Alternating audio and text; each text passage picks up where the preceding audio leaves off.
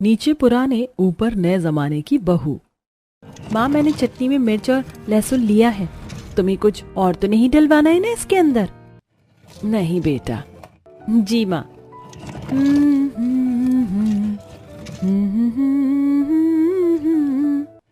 राखी अभी आंगन में चटनी पीस ही रही थी कि तभी वहां पंडित राम प्रसाद जी आ गए। राम राम जी। राम राम पंडित जी। हाँ, तो गंगा जी, मैं यहाँ बिटिया के लिए शादी का प्रस्ताव लेकर आया हूँ। राम प्रसाद की बात को सुनकर राखी शर्माकर अपने कमरे की तरफ को भाग गई। अरे क्या बात है गंगा बहन, तुम्हारी बेटी तो बड़ी शर्मीली है।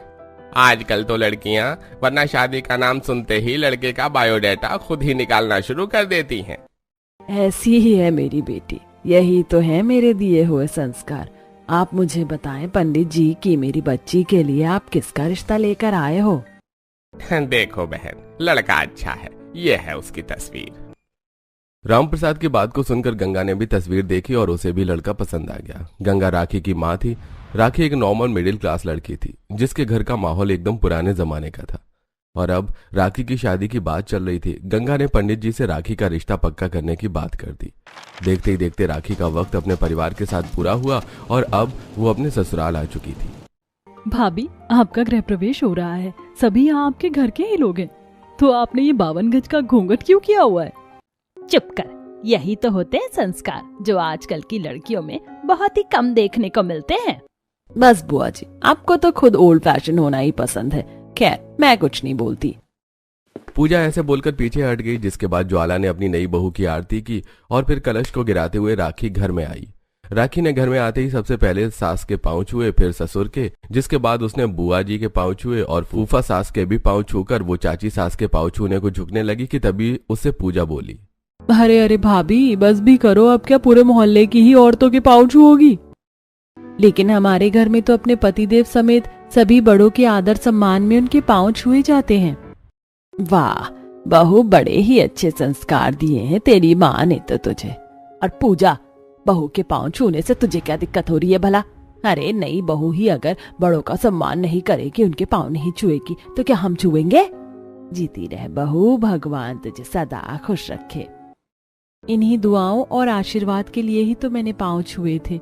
मुझे बड़ा अच्छा लगता है जब बड़े लोग मुझे आशीर्वाद देते हैं। राखी की बात को सुनकर सभी मुस्कुरा दिए, जिसके बाद पुराने जमाने की सोच वाली बहू अपने कमरे में चली गई। लेकिन उसके संस्कार अभी औरतों के सिर चढ़कर बोल रहे थे। कितनी संस्कारी बहू लाई है ना ज्वाला जी, सच में बातें भी ये लगती हैं जैसे कि मिश्री घोलती हो। सही बोला। पहले ही दिन राखी ने अपने बर्ताव से सभी का दिल जीत लिया था। हमारी वीडियो अच्छी लगी तो आगे देखने के लिए लाइक और सब्सक्राइब जरूर करें। ऐसे ही पहला दिन गुजरा और आज राखी की अपने ससुराल में पहली रसोई थी। राखी तैयार होकर पेट तक का घूंघट करके नीचे आ गई, जहाँ चोर चोर चोर। कहाँ कहाँ है चोर? ये रहा। अरे ननद जी, मैं हूँ। बहू, तूने तो मुझे डरा ही दिया था। अरे माँ जी, तो आप डर क्यों रही हैं? मैं आपकी ही तो बहू हूँ और नई बहुएं तो घूंघट में ही आती है ना। कौन सी नई बहुएं घूंघट में आती हैं? पहले की बहुएं आया करती थी घूंघट में, आजकल के जमाने की नहीं आती, समझ आया? नहीं, बिल्कुल भी नहीं। मैंने तो अपनी माँ से यही सीखा है कि नई बहू घूंघट में रहे तो ही अच्छी लगती है। अच्छा, अब ये सब छोड़, जा तू जाकर अपनी पहली रसोई बना ले। क्या बनाऊं माँ जी? जो तेरा दिल करे। और सुन, तेरी ननद को ना चाइनीज खाना बहुत पसंद है, तो कुछ चाइनीज भी बना देना। ज्वाला की बात को सुनकर राखी ने बस गर्दन हिला दी और अपने घर की वो रसोई में आ गई। रसोई देखते ही राखी का दिमाग घूम गया। हे भगवान, यहाँ ना तो चूल्हा है और ना ही सिलबट्टा, और ये च्याओ मियाओ क्या होता है? क्या क्या बनाने को बोल दिया है मुझे? हे भगवान। अरे हाँ, याद आया, वो 2 मिनट वाली जो मैगी होती है, वो भी तो चीनी लोग बहुत खाते हैं ना। चल राखी, वही बना दे। राखी ने ऐसे बोलकर गैस चूल्हे पर मैगी बना दी और फिर वो आलू पूरी बनाने की तैयारी करने लगी। लेकिन आलू पूरी बनाने को उसे रसोई में अपने मतलब का सामान ही नहीं मिला।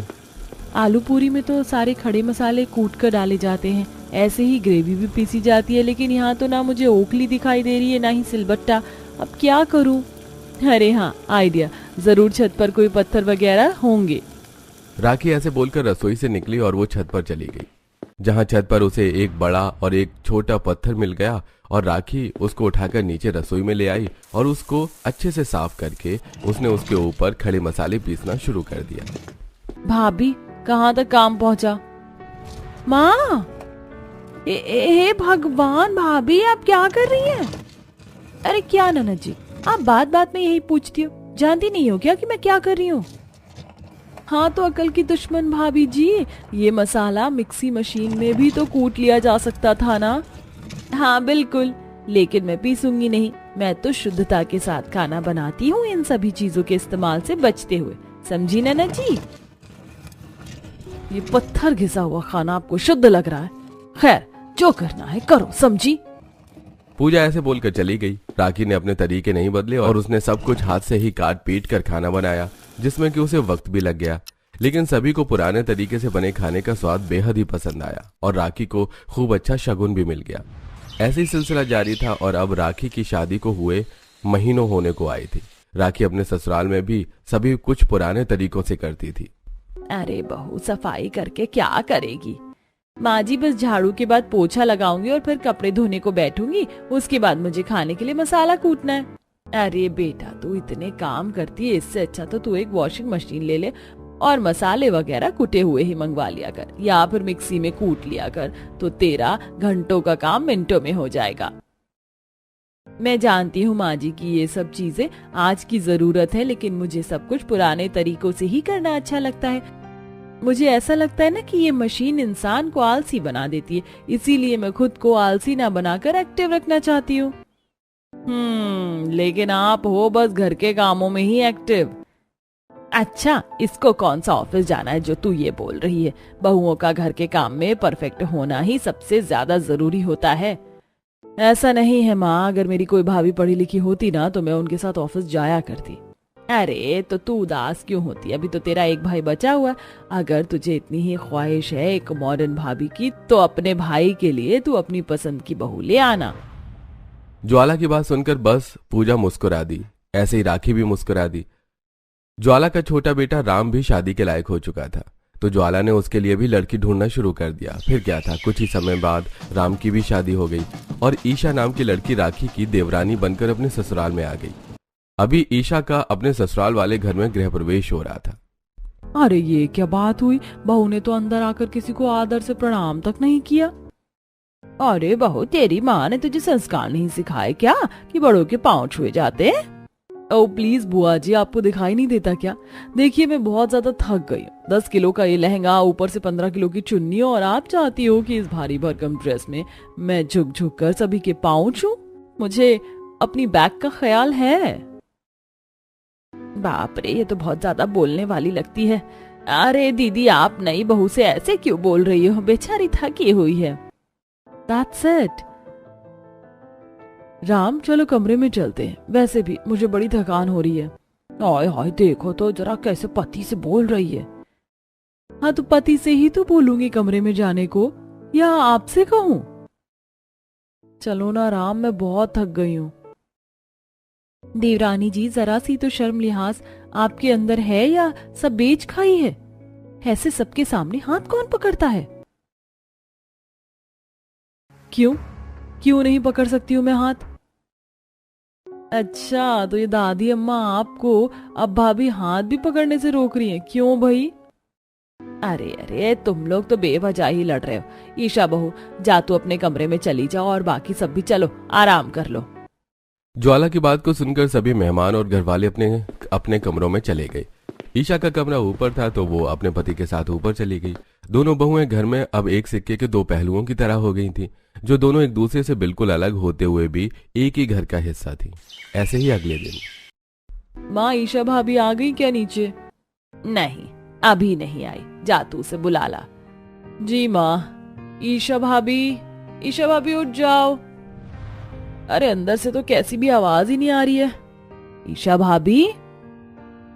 भाभी, अरे अंदर तो कोई भी नहीं है। पूजा ने नीचे जाकर भी यही सब बता दिया, जिससे सारे घर में ईशा की ढूंढ मच गई। अरे अभी आज तो ईशा का यहाँ पहला ही दिन होने वाला था, कहाँ चली गई ये लड़की। हे भगवान माँ जी, मैंने काफी बार सुना है कि कभी कभी काली नजर भी नई बहुओं को ले जाती है, अगर ईशा को भी वही। शट अप भाभी, आप तो ऐसी स्टूपिड बात ही करना। अरे माँ, भाभी कहीं छत पर तो नहीं है? पूजा ऐसे बोलकर छत पर चली गई, जहां उसने देखा कि ईशा क्रॉप टॉप और टाइट लेगिंग में वर्कआउट कर रही थी और मोहल्ले की सभी औरतें उसे घूर घूर कर बातें बना रही थी। ओह अच्छा, तो आप भाभी यहाँ पर हो। अरे पूजा, तुम? भाभी आप छत पर क्या कर रही हो? तुम्हें समझ नहीं आ रहा कि मैं वर्कआउट कर रही हूँ? वो तो मुझे दिख रहा है, लेकिन ऐसे खुले में वर्कआउट? भाभी ये एरिया ऐसा नहीं है कि यहाँ कुछ भी कर लिया जाए। देखो लोग आपको देखकर बातें बना रहे हैं। अच्छा ये? अरे ये तो बुद्धू लोग हैं, बनाने दो बातें। ये भगवान, तुमने ये क्या पहना हुआ है, कितने छोटे कपड़े। अरे खैर आप तो बोलो ही मत, पुराने जमाने की देवी। भाभी नीचे चलो, माँ परेशान है, और आगे से ऊपर मत आना वर्कआउट वगैरह करने, यहाँ लोग ज्यादा खुली सोच के नहीं है। पूजा की बात पर ईशा नीचे चली गई। ईशा की हरकतें देखकर राखी को अजीब लगा, क्योंकि वो इस सबसे बिल्कुल अलग थी। हे भगवान, ऐसे खुले में इतने खुले कपड़े, क्या इसको आज के जमाने का होना बोलते हैं? अगर हाँ तो फिर तो मैं तो पुराने जमाने की ही सही हूँ। राखी ऐसे ही हैरत में नीचे आ गई। कुछ देर बाद ही ईशा ने अपनी पहली रसोई बना ली, जिसको सभी ने एंजॉय किया सिवाय राखी के। भाभी सभी ने मेरी रसोई की तारीफ कर दी, बस एक आप ही चुप हो, कुछ तो बोलो। अगर मैं सच बताऊं ना ईशा, तो मुझे ये ज्यादा पसंद नहीं आई। क्या है ना कि हाथ से मसाले कूट कर बना हुआ खाना अलग ही होता है। अच्छा, अगर ऐसा है तो आप अपना खाना खा सकती हो, मेरे हाथ से बना खाना खाने की जरूरत नहीं है, ओके? अरे बहू, ये तो कैसी बात कर रही है, अपनी जेठानी से ऐसे बोलते हैं? तो मैंने क्या गलत बोला माँ जी? सही तो बोल रही हूँ। अगर इनको ये अच्छा नहीं लगा तो अपने हाथ का खाएं। ठीक है, यूं मत समझना कि ऐसे बोलकर तुमने मुझे नीचे दिखा दिया ईशा। अरे भाभी आप क्यों गुस्सा करती हो? ये राखी भाभी तो ऐसी ही हैं, इनको अपने कामों से ज्यादा कुछ और अच्छा ही नहीं लगता। आप इनकी बात पर अपना मूड मत खराब करो, आप तो खुश हो जाओ। आपने बहुत अच्छा खाना बनाया है और आप इनसे बेटर हो, क्योंकि आप घर और बाहर दोनों जगह के कामों में माहिर हो। दोनों देवरानी जेठानी की कलेश के बीच राखी कुछ नहीं बोल पाई और बस अपना सा मुंह लेकर वो नीचे आ गई। ऐसे ही थोड़ा और वक्त गुजरा और हर एक गुजरते दिन के साथ दोनों देवरानी जेठानी के तौर तरीकों से अलग होने की वजह से एक दूसरे से नफरत करने पर ही तुली हुई थी। सारे घर के कामकाज राखी करती थी और ईशा बाहर जॉब किया करती थी, जिसकी वजह से वो ज्यादा घर के कामों को नहीं देख पाती थी। अरे राखी बेटा, खाना बन गया क्या? हाँ माँ बन गया। तो तू एक काम कर, ऊपर पूजा और ईशा भी दोनों अपने ऑफिस का कोई जरूरी काम कर रही हैं, तो उन दोनों को भी आवाज लगा ले। अच्छा माँ जी। बस लैपटॉप को संभाल कर बैठे बैठे काम करने को ना जाने ईशा क्या समझती है, मैं इससे बेहतर हूँ, मेरे बिना ये रह नहीं सकती। पूजा, ईशा, दोनों नीचे आकर खाना खा लो। राखी ऐसे सोच रही थी कि उसकी देवरानी की कोई अहमियत नहीं है। ऐसे ही ईशा अपने कमरे में पूजा के साथ बैठी हुई थी। चलो पूजा, खाना तैयार है, खाने चलते हैं। वैसे भी भाभी तो पता नहीं बस खाना बनाकर खुद को क्या समझती है। सही बोला भाभी आपने। पूजा ने भी ईशा की बात में हामी भर दी। दोनों ही बहुओं की एक दूसरे के दिमाग में कोई खास वैल्यू नहीं थी। ऐसे ही सिलसिला जारी था। दोनों ही बहुओं की आपस में बिल्कुल भी नहीं पड़ती थी और आज के दिन राखी को अचानक से अपनी माँ के घर जाना पड़ गया। माँ जी, मेरी माँ की तबीयत खराब हो रही है, तो मैं जरा घर को जा रही हूँ। इतने में मैं यहाँ नहीं हूँ, ईशा घर को संभाल लेगी। हाँ मैं संभाल लूंगी, मुझे किसी की जरूरत नहीं, आप आराम से जाओ। ईशा को अभी तक सब कुछ बहुत आसान लग रहा था। उसने मजे से राखी से जाने को बोल दिया।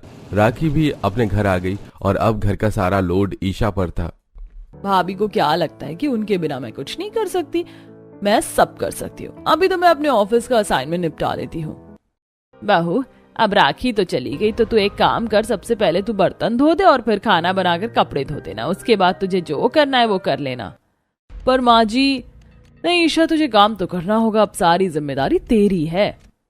ईशा ऐसे बोलकर अपना ऑफिस का काम छोड़कर घर के कामों में लग गई। पहले उसने सफाई की, जिसके बाद फिर उसने खाना बनाया। खाना बनाना तो बहुत ही थका देने वाला काम है। अभी तो मुझे कपड़े भी धोने हैं। चल ईशा, थक नहीं। ईशा ने हिम्मत से काम लिया और फिर वो कपड़े धोने को गई, जहां उसने वो अपनी वॉशिंग मशीन में कपड़े धोए और फिर वो अपना ऑफिस का काम लेकर बैठ गई कि तभी अरे ईशा बहू, कहाँ है? एक कप चाय बना दे। हे भगवान, अब कोई काम नहीं। राखी भाभी, अरे लेकिन राखी भाभी तो है ही नहीं। चल ईशा उठ जा। ईशा अपना लैपटॉप ही लेकर रसोई में को गई, जहां उसने अपनी सास को चाय बनाकर दी। अभी बस उसने चाय बनाई ही थी कि तभी कुछ पड़ोस की औरतें आ गई। अरे आओ आओ हेमा, रेखा और जया, बहू जरा सभी के लिए और चाय बना ला। जी, ये घर के काम तो खत्म ही नहीं हो रहे, मैं क्या करूं? ईशा पड़ोसनों के लिए भी चाय बनाने को खड़ी हो गई। उसने पहली बार जिंदगी में घर अकेले संभाला था। अब ईशा को अपनी जेठानी की वैल्यू का एहसास हुआ। इस एक दिन ने ही मुझे मेरी जेठानी की अहमियत सिखा दी। सच में मैं गलत थी, उनका काम आसान नहीं है। अगर मैं नए जमाने की बहू हूँ तो इसी में ही मैं बेटर हूँ। हम दोनों एक बराबर हैं। ईशा को इस बात का एहसास हो गया था। वो राखी से माफी मांगने को सोच चुकी थी। फिर कई दिनों बाद राखी आई, लेकिन इस बीच ईशा को उसके घर जाना पड़ गया और अब राखी अकेली थी। मेरे आते ही खुद चली गई। खैर मुझे क्या, मुझे किसी की जरूरत नहीं है, मैं अकेले भी सब कुछ कर सकती हूँ। राखी को खुद पर बड़ा यकीन था। वो घर के कामों को अच्छे से कर ही रही थी कि तभी उसके दरवाजे पर पार्सल वाला आया। हाँ भैया, आपको क्या देना है? कुछ नहीं देना, पेमेंट ऑनलाइन हो चुका है। आप बस मुझे ओटीपी बता दीजिए। ओटीपी? ये क्या होता है भाई? राखी ओटीपी के नाम से ही घूम गई। फिर उसने पूजा को फोन किया और उसने पार्सल वाले को ओटीपी बताया। ऐसे ही कुछ देर बाद राखी रसोई में गई तो उसने देखा आटा नहीं था। अरे नहीं, आटा नहीं है, अब क्या करूं? अब रोटी कैसे बनेगी? यहाँ से तो आटे वगैरह की दुकान भी बड़ी दूर है। ईशा होती थी तो 1-2 क्लिक में ही सारे काम करवा देती थी। अब मैं आटा कहाँ से लाऊं? राखी को जरा भी बाहर की दुनिया की नॉलेज नहीं थी, जबकि ईशा को अच्छे से ये सारे काम आते थे, जिससे अब राखी को भी ईशा की अहमियत पता चल रही थी। राखी को न चाहते हुए भी घर से निकलना पड़ा और आटा लाना पड़ा। अभी राखी बस आटा लेकर आई ही थी कि तभी घर में मेहमान आ गए। भैंस की पूंछ, अब ये मेहमान कहाँ से टपक गए? घर में तो कोई नाश्ते पानी का सामान भी नहीं है। इन सभी को मैं क्या खिलाऊंगी? ईशा होती थी तो खाना वाना भी घर में ही मंगा लेती थी, लेकिन मुझे तो ऐसा कुछ नहीं आता। हाँ, मैं गलत थी। माना कि मैं घर के कामों में अच्छी हूँ, लेकिन ये पुराने जमाने की बहू नए जमाने की बहू के बगैर अधूरी ही है, और इस बात का एहसास मुझे अब हो रहा है। राखी भी अब ये मान चुकी थी कि बिना ईशा के वो अधूरी है। ईशा भी 2 दिन घर से बाहर रही, जिस बीच राखी को उसकी बहुत ही ज्यादा कमी महसूस हुई। और जब ईशा घर आई तो राखी ने उसे गले से लगाया और आखिर तुम आ गई ईशा। पता है ये घर तुम्हारे बिना अधूरा है, और आपकी भी इस घर को उतनी ही जरूरत है जितनी की मेरी है। नई बहू पुरानी बहू के बगैर कुछ भी नहीं है भाभी, सच्ची। और जब बहुएं मिल गई तो मैं सोच रही हूँ कि हम अपनी रहने की भी जगह बदल लें। चलो भाभी, हम मिलकर रहा करेंगे, माँ बाबा ऊपर रह लेंगे। राखी और ईशा की बात सुनकर घर में सभी मुस्कुरा दिए। बस फिर क्या था, दोनों बहुओं को अब एक दूसरे की अहमियत का एहसास हो गया था, जिसकी वजह से उन्होंने अब साथ साथ रहना भी शुरू कर दिया। कुछ ईशा राखी से सीखती थी तो कुछ राखी ईशा से सीखती थी, और अब दोनों बहुएं मिलजुल कर खुशी खुशी रहती थी। इसी तरह की वीडियो देखने के लिए हमारे चैनल पे जुड़े रहें।